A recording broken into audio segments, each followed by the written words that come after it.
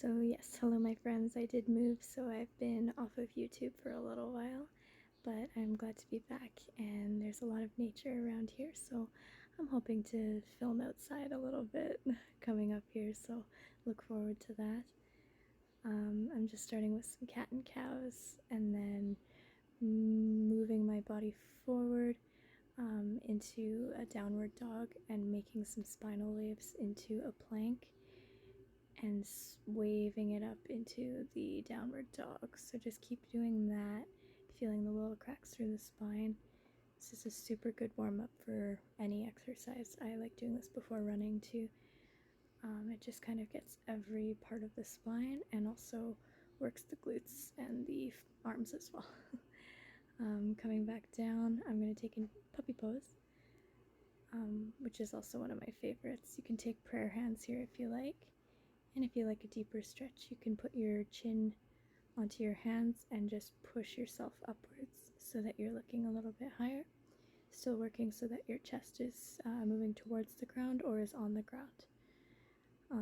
The movement here is that your chest is moving towards the ground while everything else is sort of snaking upwards, making a nice U shape with your spine. And stay there as long as you need to, and very gently coming down into a sphinx. Coming up, walking it upwards into an up dog. And take some time there as well to find some space in your low back. I like to look over both shoulders. And breathing deeply as well, always breathing deeply in everything that you do. And if you like to go a little deeper, you go ahead and try to touch your feet to your forehead. See if you can do that. Let me know if you can. And I'm going to bring it back into a puppy pose. And just rest here for a minute.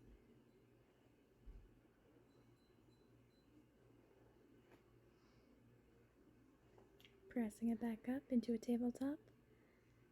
Working out the rest of the kinks there before I come on up into a camel pose. So sending those hips forward, grabbing the ankles or the ground, either one, and pressing up through the spine. You're pressing up through the chest so that your chest is making a really nice C shape. And when you can, lower your head down. Do that a couple times to warm up. And when you're ready, come into a child's pose. And prepare for the next movements. Coming up into a downward dog or a dolphin pose. And we're going to work on our hips a little bit. Back bends really require a lot of hip flexibility, not just your back and shoulders, but your hips really open up a lot of movement that you might not be able to get without that. So working on your splits and the front of your hips can be really beneficial if you find that you're stuck in a lot of back bending poses. If you're able to, grab your foot and sink as low down as you can into your oversplit there.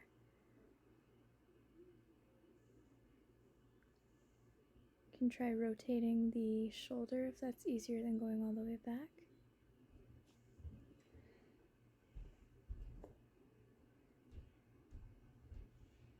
And just spending a lot of time there. We'll go on to our other side. This is my weaker side for sure, so just make sure if you do have a weaker side to spend quite a bit more time there.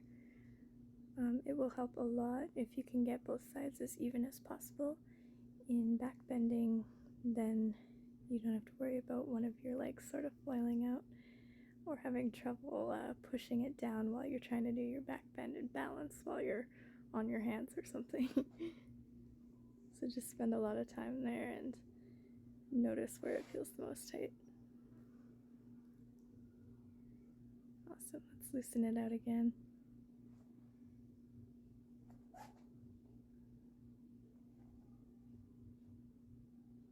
I'm spending a little bit of extra time on that side just because I know that when I get into my scorpion, I'm going to feel it on that side, and I don't want it to cramp up.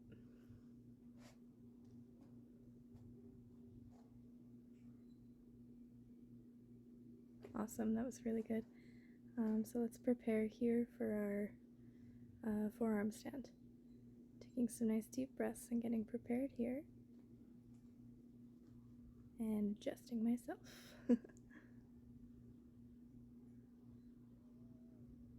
If you feel like you need a little bit of extra love in the neck, that'd be great. Alright, so come into a tabletop and then right down onto your elbows.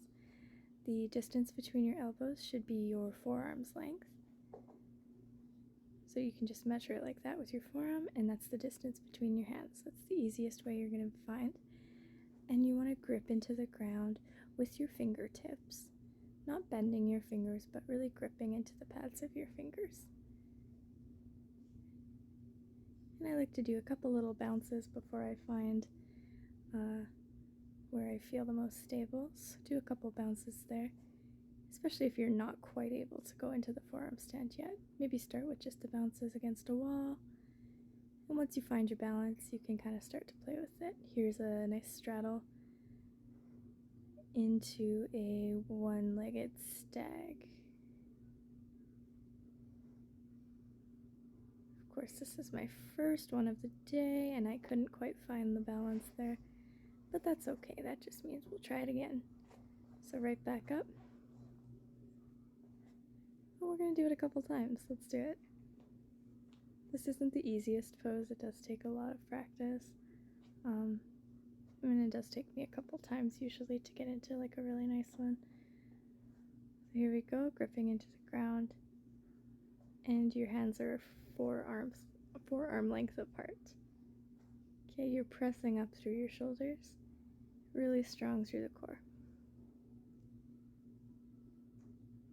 You can either come up through a straddle or just bouncing up as a front split. Whatever works. Sometimes I find the straddle gives me a little extra balance, but either one will work. And here we go into a scorpion. Hold it for as long as you can by making some quick deep breaths. And just holding it as long as you can. And coming down gently, not crashing to the ground, just landing right on your toes there and coming down through the bridge. When you're done practicing, just go ahead and relax, and